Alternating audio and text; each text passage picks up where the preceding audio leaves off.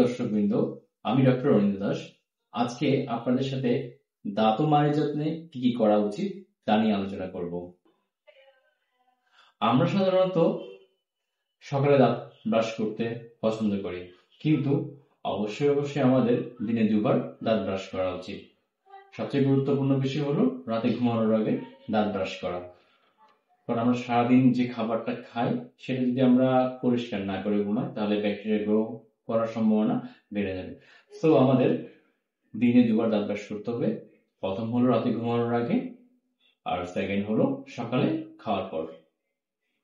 সবচেয়ে গুরুত্বপূর্ণ যে জিনিসটা আমরা মিস করে থাকি সেটা হলো দুইটার মাঝখানের খাবার পরিষ্কার করা, যেটা ইউজুয়ালি ফ্লস এর মাধ্যমে পরিষ্কার করা হয়ে থাকে। সো দুইটার খাবার পরিষ্কার করার জন্য আমাদের অবশ্যই ইন্টারডেন্টাল ক্লিনিং ব্রাশ বা ডেন্টাল ফ্লস ইউজ করা উচিত। থার্ড পয়েন্ট হলো আমরা সবসময় আরেকটা জিনিস মিস করে থাকি, সেটা হলো জিহ্বাটাকে পরিষ্কার রাখা। সবসময় আমরা দাঁত পরিষ্কার করি, মাড়ি পরিষ্কার করি, প্রপারলি ব্রাশ করি, কিন্তু জিহ্বাটা সবসময় ক্লিন করা হয়ে থাকে না। তো সেজন্য অবশ্যই জিহ্বাটাকে ক্লিন করতে হবে।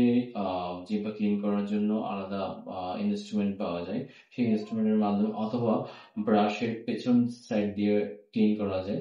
সো জিহ্বা ক্লিন করাটা খুব গুরুত্বপূর্ণ বিষয়।